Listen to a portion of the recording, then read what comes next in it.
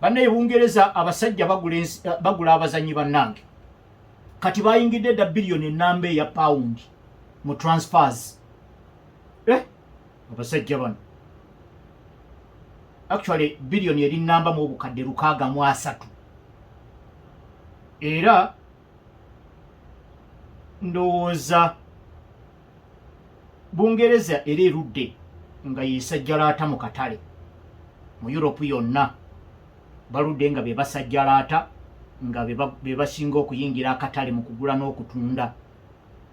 Naye ku zino billion ennamba mu bukadde olukaaga mu asatu, billion emu evudde mu bammemba ba Big Six. Bammemba ba Big Six. Ate nno tebannaluba boogezaako noyongera okubikulako clubs eziwerako zikyaliyo mu katale.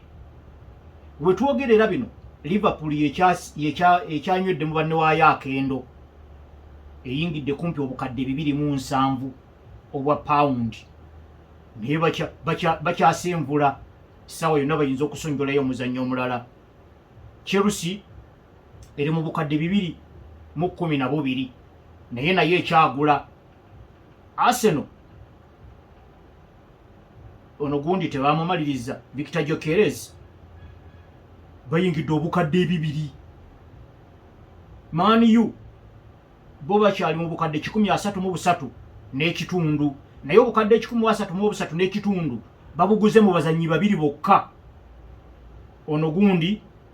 Brian Mbeumo ne Matheus Cunha. Kati Man City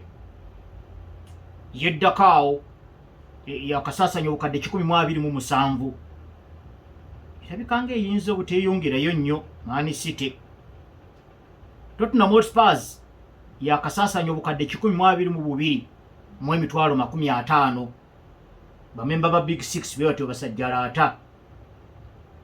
Wabaddewo okweyongerako okw'amaanyi oba mu kifo kya improvement tukiyite shift. Wabaddewo okubuuka amacco mu nkambi ya Liverpool mu ngeri gyegenze mu katale, kubanga bulijjo tebadde nnyo that aggressive mu katale okuteekamu omusimbi omungi bwe gutyo. Season ewedde basaasanya obukadde 4 bwokka bwe baagula ku gundi ku George Mamadashvili oyo goalkeeper ne bamwazika mu klabu ya Valencia. Kati yakomyewo bukomi ng'akumba bukumbi kubazze nga muzannyi waabwe n'okugula Federico Chiesa awo wokka. Naye kakati bwe babanga bayingidde bwe banaaba basobodde okufuna Alexander Isak basukka no mu bukadde 3 eno Liverpool nkambwemu mu kuyingira mu katale wansi wa Ancelotti. Waliwo clubs 3 ezavudde mu kibinja kya wansi ne zijja mu Premier League mweziri mu top 10. Burnley, Leeds ne Sunderland bali mu top 10. Abo nabo banyiize kuba ndowooza bakigenza okukizuula. Bagira ne bajja okuva eri mu kibinja kya wansi abavubuka nga bakubye omupiira ne bakunakuna kazi ng'obusobozi bwabwe bukoma mu championship. Kati bwe basikirizibwa nti omupiira gwe bakubye mungi ne bajja nagwo mu Premier League babakuba eŋŋumi emu nga baddayo. Bwetyo bwe twalaba Marcelo Bielsa bwe yajja mu kibinja ky'abanywera n'addayo season emu, ne tulaba Vincent Kompany naye kyekimu. Ono Enzo Maresca balala baga nti bwe yalese Leicester City era singa yasigaddeyo bandimuwulidde abakusigaza abo abazannyi era yandibadde addayo baba ne bagenze kukkirira na Ruud van Nistelrooy. So bwe kibanga abaavudde mu kibinja kya wansi ku guno omulundi bali mu top 10 biggest spenders mu kana akatale, olabanga ekyebungereza kiyinza okukalubamu. Enjawulo weeri omanyi kati omuwagizi yenna asanyukira nnyo okugula, era ndowooza eyo enkubaganya y'ebirowoozo ku mitimbagano muleesaani twayongeddeyo. Naye okugula abazannyi ebeera ntandikwa si nkomerero, era okugula abazannyi kikuteeka buteesi mu kkubo lya kuvuganya ku kikopo so si kukiwangula. Ebyetaaga okuwangula birala, newankubadde nga mu byetaaga okuwangula mulimu ekirungo. nga bonogamba nti invezi bane bateeke muko ku butungulu ejja kwesanga n'abatataddemu butungulu enva zaabwe baziridde. N'olwekyo okugula abazannyi bano naddala bano ab'amannya naki kyekimu ku birungo naye tekyetengeredde. Kati bwe bagamba nti nno obutungulu buwoomesa enva, gwe togamba nti nno ate gwe ogenda kuddira butungulu bw'oba omeketabuka. Kiri kiba kirungo bulungo. N'olwekyo ne clubs zino ezigula abazannyi ekyo kirungo kikuwa buwi bujulizi nti osobola okuvuganya ku kikopo, so si nti ekikopo wakiwangudde. Awo ewali enjawulo, kubanga ne clubs zino ennene ekimu ku byobulabe bye zitera okukola kwe kugula omuzannyi olw'okuba nti gy'abadde abadde ayase. Gwe n'olowooza nti okwako okwo kugenda kujja butereevu paka mu klabu yo, kumbe eri gy'abadde ayakira nga baateekawo embeera esobola okugjayo obusobozi bw'omusambi oyo n'osobola okumulaba ebyo by'alaze, kyokka ng'ate ewuwo teweekubyemu ttooki oba ky'onoomuteerawo kyekyo kyennyini omusambi oyo ky'abadde ayakiddemu ng'ali eri. Kyova owulira abasambi nga Darwin Núñez Liverpool muteekamu obukadde 85 n'ajja omupiira n'agukubanga bwe mulabye, kati omu gwe batadde ku mudaala gwe batembeeya. N'owulira abazannyi nga Rasmus Hojlund n'ogaa ti bannaye omulenzi oliye alina obukadde 72 aliwa ng'abuteekayo ng'ajja kkubira omupiira gwe gutyo nga tosobola na kumujja mu makkati ga nsimbi ze wamugula be bamwe bewa Antony. Era ojja kwebuuza Antony singa yali agukuba bw'atyo bandimuguza obuwana n'obwo bwonna. N'olwekyo embeera eyo etera obutafiibwako nnyo naddala mu club zizino ennene, naye ate era ogenda okutunuulira ng'abazannyi bonna be baguze gye babadde baase. Bano ba Florian Wirtz wa Liverpool, bano ba Victor Gyökeres yazze mu Arsenal, bano bagondi ba Bryan Mbeumo yazze mu United. Bonna owulira gye babadde ebintu babadde babikolera ddala. Ekyebuuzibwa wano woobaleese environment mwe badde bakolera ebintu byabwe onoogibazimbira n'ogiteekawo basobole okulaga ekyo kyennyini kyewabeegombeddeko. Kati eyo epeegi ey'okubiri nga mumaze okujaganya n'okubaganya ebirowoozo ku kujja kw'abazannyi n'abavuddewo okugenda n'okusigaza b'osigaza, ekiddako kyekyo ekibuuzo onoosobola okuteekawo playing environment ejjayo obusobozi bw'abazannyi abo. Club zizino ez'eno wansi ezitavuganya ku bikopo, ekyo kyezisinga ku club zizino ennene. Baleetayo ekisambi kiri awo kya Rais Kibeto nzaalo y'Guinea Bissau naye nga oba Kijini Mateta nga bakigambye nti gwe munnaffe eno ebyaffe tobyetabaamu, ffe kasita tukukuba mu bbanga oba tukukubye mu namba 11 oba mu namba 7 ffe tukusuubidde nti ogwo omupiira gugwo. Era kyova olaba abavubuka abo abaddugavu bafunye nnyo emirimu mu clubs ezo eza wansi nsi e Bungereza. Era ne Mbeumo engeri gy'abadde yeeyisaamu ttiimu ya Brentford mupiira gwe gubadde gwakinaku, gwakufata gwakufiirawo gwakufubutuka byasa. Kakati oba wano banaamusaba kukola batya nti ate tukakkane tuzimbe tukuba akawoowo kinaavaayo? Ekyo tugenda kulinda bulinzi tukirabeko. Saagala nnyo kuteebereza bintu, njagala nnyo okwogera ku bintu byendabyeko. Kakati awo peegi ey'okubiri bwe tugenda okubuuliza ebibuuzo,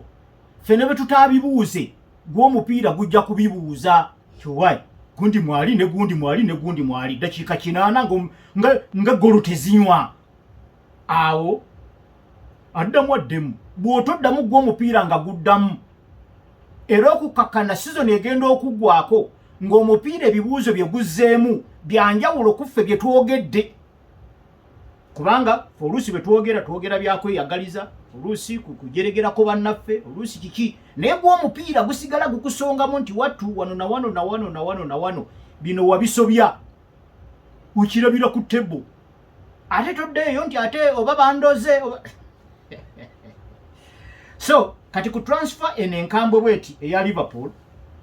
kati bali mu kifo kya 6 mu katale akazenga kabeerawo mu kugula abazannyi mu katale akamu. Waliwo Chelsea bwe yasaasanya obukadde 4 mu emitwalo 40 ne Al Hilal bwe yasaasanya obukadde 37 mu emitwalo 7 ne PSG bwe yasaasanya obukadde 35 mu emitwalo 10 ne Real Madrid byasaasanya obukadde 288 mu emitwalo 60 mu 2019 ne Chelsea neddamu record ya 2022-2023 basaasanya obukadde 287 emitwalo 7. Liverpool yewaganyizaawo ate mbu ekyaliyo mu katale wabula gana amateeka agaswanyuula clubs ezidiibuuda omusimbi ng'ate nyingiza yaagwo ntono. Liverpool tegalina wagikwatirako kubanga ekisooka ebadde bweyingira mu katale tesaasaanya nnyo. Ekyokubiri ebadde eyingiza amagoba obukadde 17 mu sizoni ebbiri eziyise. Oteekeko okuwangula Premier League prize money gwe bawangudde. Oteekeko obukadde obusukka mu 10 bwe bakuŋŋaanya buli sizoni okuva ku Anfield mu tiketi zokka ze batunda abawagizi okujja okulaba omupiira ku Anfield. Balina ddiiru empya gye baasayininze ne kampuni ya Adidas ey'ebyengoye n'ebyemizannyo. Ddiiru eyo etandika nga 1 omwezi ogwo ogujja ogwa August. Oteekeko prize money eyavudde mu Champions League ono format eno empya bakutte obukadde obutakka wansi wa 7 aba Liverpool. Kati ate n'abazannyi babagula mu musoole-soole gyewandiise installments. Kati oteekeko n'amagoba ge bajje mu bazannyi be batunze kati nga bano Bajalero Kwansa ba Alexander Arnold Trent kubajjukira abaana ba ku mugugu babateekerateekera mu gundi mu academy yaabwe. So bino ebyogamba nti nno ku byensimbi tebali bulungi kubanga mu mbeera eyo bakukkiriza ensimbi z'osaasaanya zirina okugeraageranyizibwa n'ennyingizaayo. So siganze ninayo omugagga wali n'olwekyo essaawa yonna ajja kunteekamu zino. Baagala otunze eki oguze kyenkana ki nga balaba balance. Tubadde tugezaako okumenyaamenya mu expenditure eya clubs ezawali mu Bungereza. Tubadde tutuuse ku ttiimu ya Sunderland mu kifo kya 7. Omanyi clubs zino mu abawagira clubs ezo ennene e Bungereza zino temuzeeraliikirira kubanga mumanyi era ekikopo kijja kutambulira wakati wa bano abanene naki kale. Naye clubs zino eza wansi jjukira ze zisinga obungi. Mu ba big 6 bamubeera 6. Clubs ziri endala ziri 14. Clubs eze 14 ozikuŋŋaanyamu obubonero bungi okusinga zino 6. Ebiseera ebisinga bwe musisinkana clubs zino ennene Tottenham Hotspur, Arsenal, United, Liverpool, Chelsea ne Man City, bwe musisinkana ebiseera ebisinga tekitera nnyo kusalawo anaawangula ku kikopo kwataawangule. Ebiseera ebisinga gy'emipiira gibeera gyakweragalyanyi na kufuna bantu ngeri gye bavumaganamu ku social media. Mwatuwulidde era tujja baddamu twabakubye omukono biki ebyo bwe bityo, naye nga ogyemu points 3 zokka mwoyo gwosanyukidde. Naye club zizine 14 bwebanga buli club ezitowa buli win ezitowa obubonero 15 bwebanga buli win ezitowa obubonero busatu kati awo 3 emirundi ena si 12 ne 3 oyongerako obubonero 42 ofuna obubonero 42 ku ttiimu zine 14 mu luzannya lumu olusooka. Bwe muddiŋŋana kitegeeza club zino 14 zizitowa obubonero 84. Kati toyinza kusaagira ku bubonero 84 n'osalawo okwepikira zino club z'5 kuba club z'5 zikuwa points 15. Bw'oziwangula mu luzannya olusooka n'oziddamu mu luzannya olwokubiri zikuwa points 3 zokka. Points 3 zikuyamba kusigala mu kibinja ky'ababinywera. Naye ziri 14 zizitowa points 10 zizitowa points 84. Kati bw'oziwulira nga zigula abazannyi n'ozalawa buzalayi mwene mwetunuulira nga bammemba ba big 6 oba okoze ensobi kubanga club zino wadde teziwangula ebikopo zisobola okuteekawo enjawulo wakati wanaawangula ekikopo kwoyo ataawangule. Kati gwe bw'onoosalawo ne weepikira bammemba ba big 6 n'ofiirawo kuba of course naawe oli member wa big six kitegeeza gwe tosobola kwesamba oba olina kuzannya ba opponent bataano ne weepika nti oyo takyakubwako ba big six olwogo olwo ne lutta abantu ku social media agenda okumagamaga ekikopo nga tofunye kubanga wagenza okukyaza Crystal Palace yakubye mulamba n'ogenda n'okyalira Brighton and Hove ne mugwa amaliri n'ogenda Sunderland n'egukuba n'ogenda kwegamba bwe bityo so muba muyina okutunulayo wansi eri wadde omuliro guli nnyo ku bamemba ba big six naye eri wansi kati Sunderland webanga eri mu kifo kya musanvu ku tiimu ezikyasinza okusasanya sente nyingi mu katale kano e Bungereza osooka n'ogenda n'obikkulayo kabe kasinge n'olabako ne ku pre-season emipiira gye bazannya kubanga basasanyiza obukadde obusukka mu 10 ku bazanyi 6 Burnley yakayingizawo abazanyi 10 Leeds United bazanyi 6 okujjako Fulham yetennaba kugula ndabyekawo baagala omulenzi ono bya Nelson owa tiimu ya Arsenal bebiseera ebisinga babadde hambo mu kuyingira akatale naye nga abazanyi abo abasinga be basambise ebimu bikonwa Alex Iwobi olaba engeri gye bamufubutula eno n'eri naye bwe yatuuka eri bamufuuwako enfuufu kati mulalamu alinga boolaba gondi Danny Welbeck mu tiimu ya Brighton and Hove kizibu ogamba nti twali tumulabyeko mu bamemba ba big six bwe yatuuka eyo omupiira n'agwongezaamu kasukaali Crystal Palace naye kwewuunyisa yakasaasaanyayo obukadde 2 nga bafuna n'omulenzi ali awo musaayi muto myaka kubanga 17 akuba namba 3 bamuyita Bonasosa bamujja mu tiimu ya Ajax Aston Villa ne Nottingham Forest bagenda mu Europe naye Aston Villa yakafunayo n'omulenzi omutake Yasin Ozkan bamujja mu kasimpasa bukadde banga 6 n'ekitundu Nottingham Forest batunze butunzi Anthony Elanga bakafunayo aba Brazil 2 je yakunya ne goni ne Jesus nejukira bakuba omupiira gwalimu nnyo season eri ewedde kati ate balina okugenda mu Europe emanyi okuba overstretching netuuka okubajja ku mulamwa naye bali awo ne Newcastle engeri gye yayingidde mu katale tennaba kumatiza bulungi ate nga naye yina okugenda mu Champions League kale okugula okutwaliza awamu bwe kutyo bwe kuli nga tuvuddeyo eri waggulu mu katale engeri gye kalabikamu abawagizi ba Arsenal ndowooza muyinza okulaba ku Victor Gyökeres ku lwokuna luno nga Arsenal ezannya Tottenham Hotspur kuba bakulu badde bakyamwekebejja nga bamuyingizamu ne fitness levels entuufu Jukira yali mu kwekandaga eri mu tiimu ya Sporting CP bayingira pre-season n'agaana okulabikayo naye ngera professional footballer tewa okuba nga alinayo akasozi keeyo kalinnya kaawo bakalubaga nga bwe mulaba akasozi ka lubaga Sambino abazanyi tebakyayagala nnyo okulinnya akasozi ako naye simanyi lwaki osinga kusanga ndooza aba boxers ate ne ba corporates baagala okusala ku masavu abo naye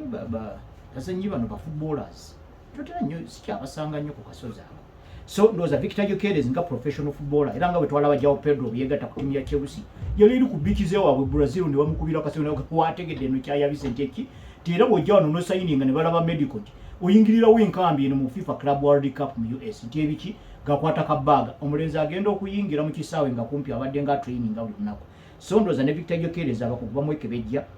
omuwagizi wa Arsenal oyinza okumulabako ku lwokuna luno nga Arsenal ezannya ttiimu ya Tottenham Hotspur okujjako no ne Madueke ye bamuwummuzaamu aga akapiira ke yakuba mu Chelsea mu FIFA Club World Cup yadde teyamalako mbu kakyamutuddemu abazungu balina engeri gyokibalamu Gabriel Magalhaes naye waali abakugu bamuzudde nti nno kati mulamu jjukira baadde bazannya ttiimu eno eya Newcastle gye baakubye olunaku lwajjo Ricardo Carafiori eyakubye mu kifo kya Gabriel Magalhaes naye ate Carafiori yalwadde kati ate Gabriel Magalhaes n'ajja ndowooza naye olwokuna ajja kuba waamu awo ne Olen Timber naye yalamuse okujjako mu kaseera kano Arsenal omulenzi ono Max Dorman Dorman alabika bulungi mulenzi muto naye akuwa ebintu ebisuka ku bya Martin Odegaard mu possession Odegaard kale ayinza okuba amusinza football IQ nti nno ono omulenzi we yandigenzeeyo n'ebigere yatumawo obutumi pass naye omulenzi ono tulaba nsonga lwaki tagenda wona bigere kuba obusobozi abuyina engeri gy'avugamu omupiira ku speed eya waggulu engeri gy'akyusaamu direction engeri gy'ajjako abantu opponent abajjeko yasinze kubonyaabonya nnyo gundi Joelinton Casio Apolinario de Lila muzannyo enzalo ye Brazil akuba wakati kati awo mu tiimu ya Newcastle tayina mulundi nagumu gwe yagenze mu bwanga bwa kavubuka kano n'ataka foulinga era ke kavuddemu ne penalty kubanga obwedda buli kagukwata nga kaguvuga kasobola okuwa ebya Martin Odegaard ne kakuwa n'ebya Bukayo Saka akalenzi kano kubanga Martin Odegaard taleetera nnyo ba opponent kubajjako ebiseera ebisinga avuga nga waliwo space mu maaso ge n'avuga n'agirumba space eyo naye bw'atuuka ku opponent ng'agaba naye kano kaakalenzi omupiira kajja nagwo gwe kasangawo abeera wakyenga oba si kyofawo saalabyeko musambi wa Newcastle yajje mupiira kavubuka kano nga takakozeeko fawo kati ate ebintu ebyo kabikolera nga kabyolutaneetinga oluusi kabikolera mu zooni ya Martin Odegaard oluusi kabikolera mu zooni ya Bukayo Saka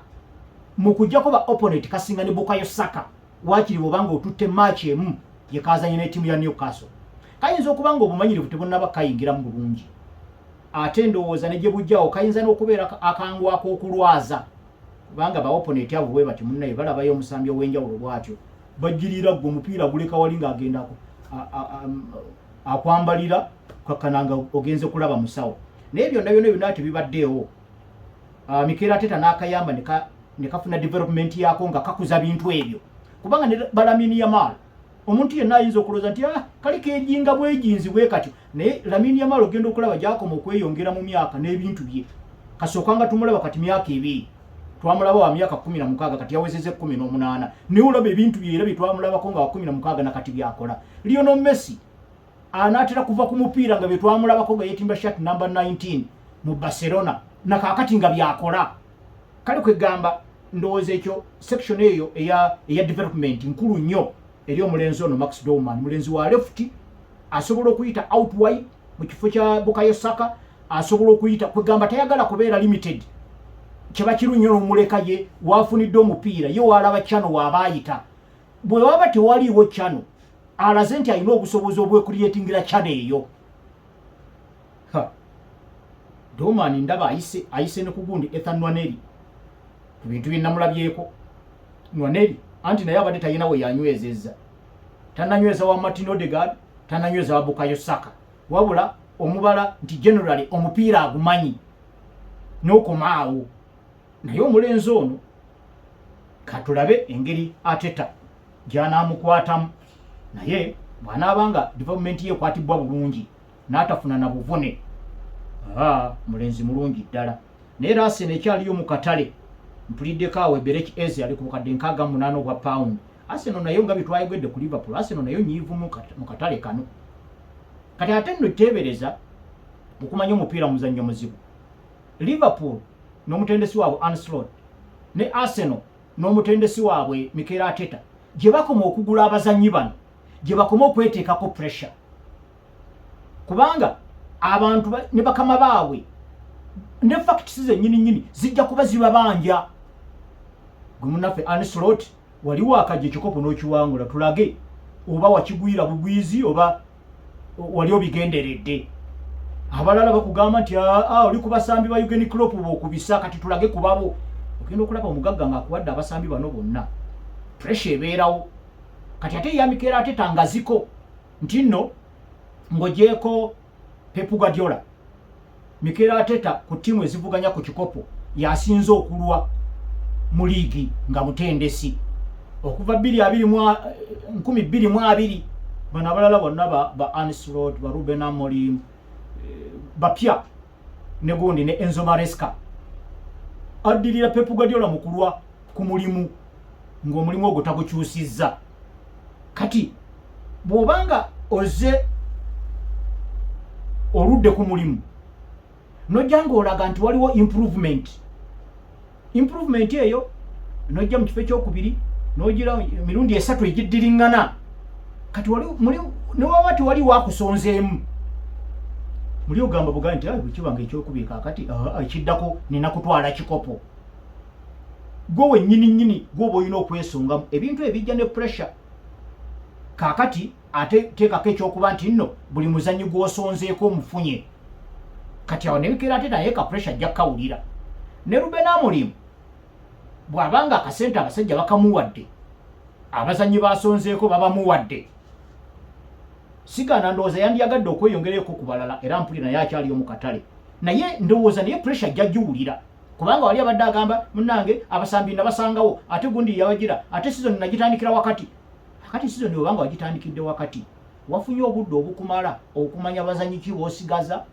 nabaani bojja mu katale nawa gy'ogenda okubajja kati naye Amorim sirowooza nti anazzaayo Man U n'agiteeka mu 15 nga season ewedde ne bamugamba nti it is okay yanga ogira okola sirowooza bwe ntyo era ye Ruben Amorim yatuuse n'okulangirira nti nno mu Man U mwonna tewaliwo mulimu gwa muntu nga guli seefu kitegeeza n'ogugwe n'ogwabazanyise kinnoomu kati mbawuliddeko nno aba United bali mu kwogereza Benjamin Sesko naye United eno simanyi oba omuze guli gwe gukyalimu ogwa okugwira abazannyi abayase gye babawulidde oba bagula abo be bawulira nti nno be bandibadde bajja mu nsamba yaabwe awo simanyi naye United weti we badde yeeyisa okumala ebbanga kati kuguno omulundi oba kyekikyuse tugenda kukirinda tukirabe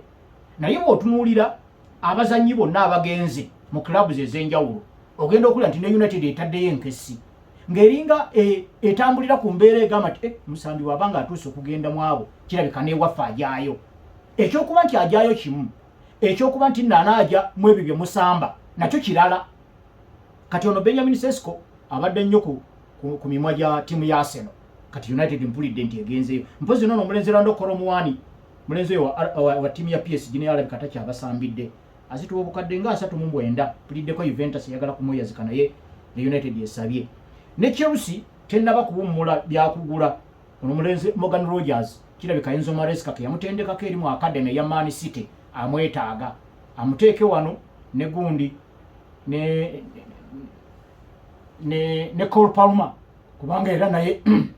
Cole Palmer naye yaliko mu academy eyo nga Enzo Maresca ye coach babeeraawo nono gwe baguze mu Ipswich mpozi mpuliddeko ne Joao Felix kirabika ali Nasiri leto bukadde kumpi 44 ezo sente ndowooza bandi bizikutte nga obudde bukyali kuba ate era beegwanyiza ne Xavi Simons omulenzi oyo Omudaaki ali mu ttiimu ya RB Leipzig akubawo mukawerekera kitegeeza nti bamemba ba Big Four bakyaliyo mu katale bakyagula eno record gye mbagambyeko eya billion enamba eza pounds ezakasaasaanyizibwa bulabika busente bukyasaaga balabika bakyaliyo mu katale kati ba defending champions aba Liverpool bamaze okukkaanya ne Bayern Munich batunde Luis Diaz mu Colombia bukadde 65 mu emitwalo 50 abasajja ba Bayern Munich nabo balina kye babala bagala kikopo kya 35 ekya Bundesliga tubadde tutunuulira okugenda kwa Luis Diaz mu Bayern Munich kiki kyekudibu ekirese mu Liverpool Bayern Munich efunye etya Bayern Munich ye ttiimu yasinga okuteeba goolo ennyingi season ewedde eri mu Germany bateeba goolo 99 Bayern Munich mu kuteeba goolo 99 goolo ezo ziyinza okuba zeesaliseeko kubanga Leroy Sane yagenze ne Jamal Musiala ali ku ndiri mu kaseera kano Liverpool yakoze kumpi amagoba ga bukadde nga 35 kubajjukira omulenzi Luis Diaz bamugula mu FC Porto bamugula obukadde 37 kati bamutunde 65 amagoba amagobeera mu bukadde obusukka 40 naye ate era bwabanga akuwanguliddemu Premier League ndowooza oba ofunye kasente kaba kakomyewo n'amagoba gaba gagenda kubukalamu naye ate ndowooza Diaz yabaze yagenze okulaba ng'omulimu ku Liverpool gulabika ng'ogutaliiwo kubanga eri ebbali Cody Gakpo yamugoba yodda wano wakati baleeteddewo Hugo Ekitike ne mugongo gwa Hugo Ekitike waliwo Florian Wirtz ate ogenda okulya nti Liverpool ekyayagala ne Alexander Isak ndowooza Luis Diaz yabaze nnyo n'olwekyo ndowooza tulina kwongera kubuuza Liverpool egenda kweyisa etya kubanga Luis Diaz ono alabika yatandika okukyusa ensamba ya Liverpool neva ku heavy metal eri okusambisa energy y'ekika ekyawaggulu eyali ya Sadio Mane babaddemu Kelito Hambo era Ancelotti omulabye ng'ensonga eyabadde agigusizza bulungi kati omuvubuka ono kasookanga ajja mu ttiimu ya Liverpool ate yo season ewedde gy'asinze okukoleramu ennyo mwe yateebedde goolo 17 mu mpaka zonna ze yazannye n'atondawo emikisa emirundi 58 nakuba ebizungirizi 30 mu goolo nga giri ku target n'akuba kyenge emirundi 5-2 ate nga omupiira bwe gugwa apresingirawo yawangudde omupiira kuba opponent mu box ya opponent mwennyini emirundi 22. kakati gwe kuba mwaka faananyi ng'ali side y'eno eya kono nga side eya ddyo eriyo Michael Olise oyo Bayern Munich gwe yagula mugundi mu timu ya Crystal Palace. Bayinza okulabika obulungi abasajja abo aba Bayern Munich era bafunye nnyo, naye nga ndowooza nti nno Luis Diaz yasinze okufunamu okuba nti nno eno bamunyigiriza ku mulimu ate nga gyalaga klabu nnene ate ng'omulimu weeguli. Mujja kulaba ku Bayern Munich ng'ezanya Olympic Lyon nga 2 omwezi ogw'omukaaga, naye nga 7 nga bazanya Spurs, naye nga 12 nga bazanya Grasshopper, naye nga 16 nga bazanya Super Cup ne VfB Stuttgart. Oba oli awo munaasobola okumanya Diaz gy'alaze n'emirimu gy'agenda okukolayo n'engeri gy'anaagikolamu. Tetusobodde kuyingirako omupiira gwa Liverpool gwe baagikubye aba ttiimu ya AC Milan. Ndowooza gwe tujja gutaayiza olunaku lw'enkya. Tujja kutunuulirako ku mupiira Arsenal gwe yakubye ttiimu ya Newcastle, tulabeko ku mupiira Man U gwe yakubye ttiimu ya West Ham, n'emirimu engeri gye gikolebwamu. Result iyo nyangu naye enkola y'emirimu tujja kulabako ne ku nkambi ya Cranes, abavubuka abayingidde enkambi n'ensonga endala nnyingi ezitulemye olwakaaganya okuba nti nno tekatumala bulungi. Naye nga ku lwokuna olwa sabiiti eno tuli Kibuli okujaganya amatikirwa, okujjukira amatikirwa ga Ssaabasajja kati myaka 32 miramba, era tujja kubeera Kibuli ku lwokuna luno okutandika ssaawa 8